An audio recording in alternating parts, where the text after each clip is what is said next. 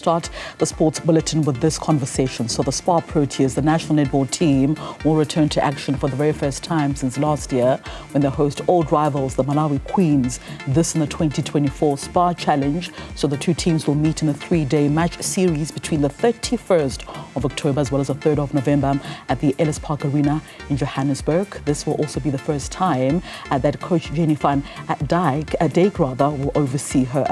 will oversee this team since her appointment in February of this year. Coach Jenny joins us in studio this morning to have a chat about this upcoming series and, of course, the future, right, of this team. I can imagine, Jenny, the first time since December of last year that this team is playing a competitive match.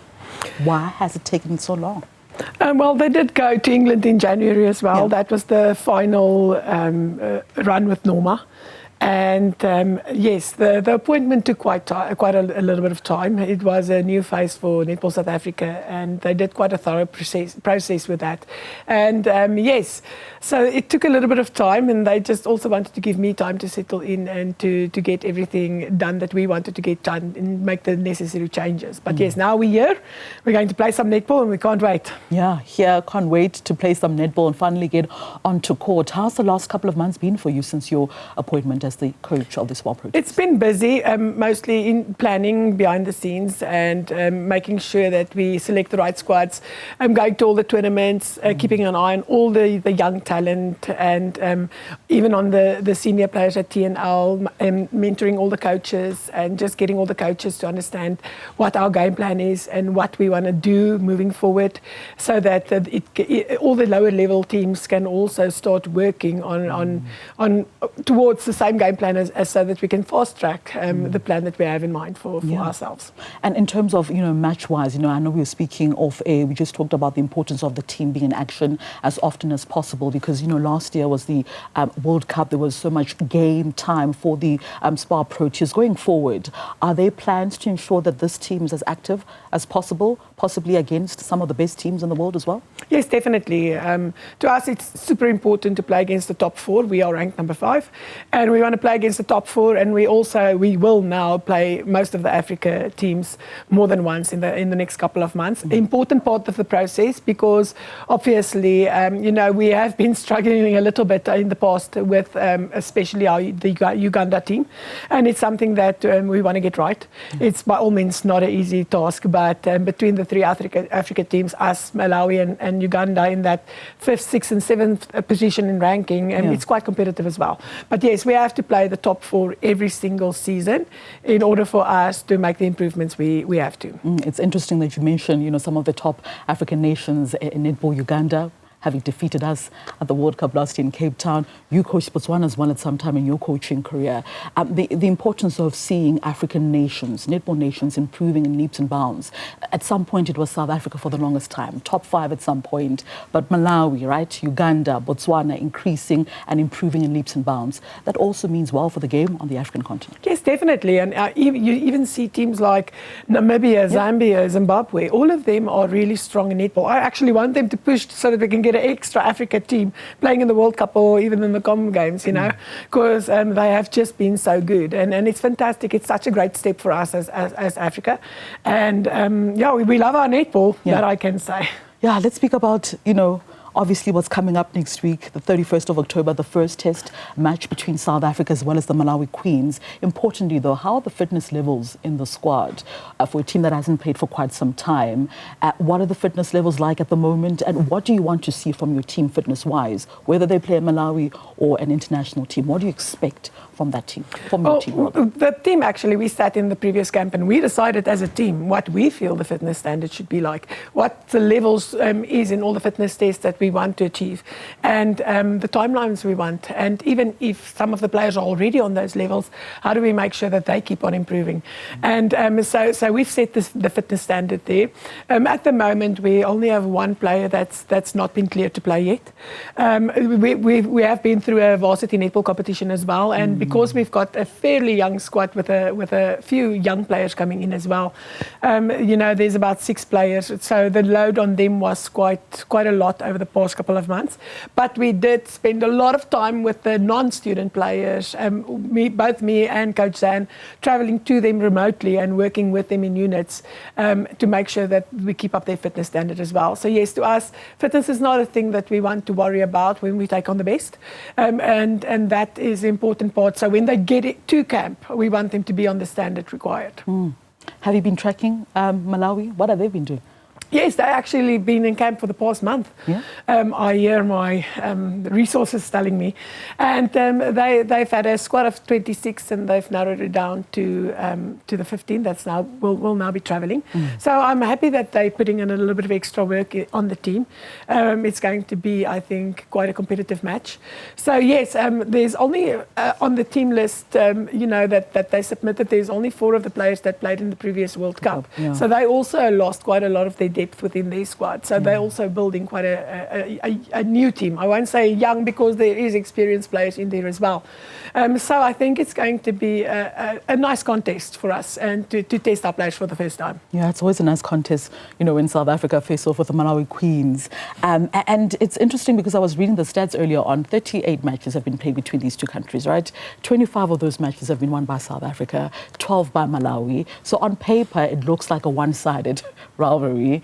But, you know, it's a team that you can't underestimate, right? It's a cohesive team. They're quite difficult to beat. And they have the spirit of togetherness that makes them quite difficult to beat as well. How do you sort of counter that? You know, you have, Proteas have dominated matches against Malawi, but like at the end of the day, they're not just a walkover. Yes, definitely not. And, you know, at the end of the day, it's a team that plays a very different types of style it's totally different from what we're up against when we play against the top 4. So we've done quite a lot of the thing is you need to study your opponent and you need to respect them enough to know that, you know, it's so easy to say they just play. You know, there's nothing. They have a very important and a very specific game plan that they set up. And even though it's different to us and it feels a little bit more random, there's a lot of method to the madness there. And at the end of the day, we actually spending quite a lot of time to get to know our opponents. Remember, we've got a young squad. They've played in the TNL, in the varsity netball competitions. They have experience on that level. But internationally, they don't know their international opponents that well yet. Yeah. So we're spending quite a lot of time with video work and with video sessions and actually setting up the types of plays and playing like the Malawi style of play so that they can get used to and understand where the areas of concern is and where the red flag areas, as we refer to them. So yes, a lot of work we need to get done, but in the same sense, we also need to focus on ourselves and finding our rhythm and finding the combinations that works for us. So we want to give the attention that's needed, but the focus still needs to stay on our own team so that we can perform well and so that we can connect well on court. So how you go about then selecting that 12-member squad for the first match on the 31st of October? How's that selection process going? Look, it's a difficult process, and like I always say, it's good if you have that problem. If you're struggling to select your 12, it means that you've got 15 quality players that you can bring in. To me, it's all about combinations and what we see during training sessions now. So we've got 15 capable players. At this stage, we're going in a little bit more blind when it comes to Malawi because we don't have footage on the majority of the squad that will be playing against us, especially on the attack. We have not seen those players on camera yet. So at the end of the day, we need to focus on what combinations work well for us and where we can find the combinations that will get us there and that gives us a solid start. In saying that, if the opportunity arises, we want to see if we can get all our players on court with the 3 matches. But you never know. This is sport. You know, you can't guarantee or promise anything. At the end of the day, you first need to make sure that you can get to the win. Yeah, a lot also has been said about, you know, the squad, the Proteas women, the SPAR Proteas rather, and the fact that a couple of players retired at the end of the World Cup last year. Do you sort of feel like this team is in transition? Are you starting from scratch? You know, having lost a Bongum Somi, a Pomza Maweni, Izet Riesel, a couple of players that we haven't seen also in the setup. Denise Borget is another one. You know, Sigi Berger is another one. Do you sort of feel like you are now starting a team from scratch, building a team, lacking experience as well? I don't know how you feel about that. No, on the one side, maybe a little bit. But what I've seen, look, I went with the team to Australia at the end of last year to get a little bit more experience and to see how they work behind the scenes. And there already I could see the process of the players that was going to finish off, really mentoring the young ones and taking their hands. And you could see the transitioning there. So I think Norma and Bungi and the previous group has really set us up well for the transition to run as smooth as it can. In saying that, I mean, we'll obviously have our glitches and it's obviously a young team and inexperienced team. So our job now becomes to teach them to become as experienced as possible, as quickly as possible. Yeah. So yes, it's a tricky situation, but I must say that the energy is good and that they have been working with the national players for such a long time. We definitely miss, the likes of Izet, Grisel, Bongi, Apumza, players in the past like Shadeen van der Merwe. All of them really gave us such they worked so hard over the years and they did their duty. But now this young bunch, I'm saying young, there is experienced players in there as well. I think we've got a good mix between the players within the team. Yeah, it's interesting that you're also mentioning Shadeen van der Merwe plays out in the UK. Is she still part of the team? I know she wasn't part of the overall Protea squad that was announced earlier on this year. Her, Lenise, what is the status of those players? Well, Lenise is currently going to play again overseas. She got married and she was waiting for some of the paperwork to come through, so she's back in it, injury free, and she's going to play again. So definitely players we're going to have a look at going forward. But then also Shadeen, asked for a little bit of a break after that World Cup.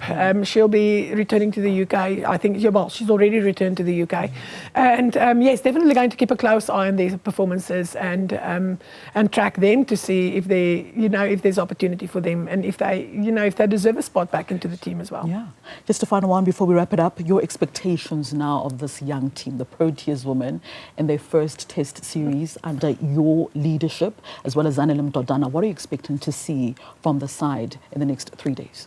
Well, we're really pushing for standard. At the end of the day, if you play a good standard of netball, you're going to get the results you want. So we're clinical in our approach, and we want our players to be comfortable being uncomfortable, and we want them to step up in those difficult moments. So a lot of the conversations we've had at TNL was, if you're a Protea, I want you to be the one that managed that pressure situation. You need to step up. You need to say, give me that ball. I want to play that, and I want to be the one that steps up. So we want to teach them, that mental toughness around the game, the court intelligence around the game, but also to make sure that they can combine well as a unit. That will stay one of the most important parts of it all. And at the end of the day, we need to create that winning culture. And by all means, easier said than done on the level we are at now, but something that we're dreaming towards. And the day we as a team don't want to push for a win in every match, there's something wrong with the team. We'll always go for the win. All right, so we're expecting a 3-0 whitewash against the Malawi. That is the plan. Jenny, thank you so much for your time this morning. All the best of luck with this test series against Malawi. Thank you very much.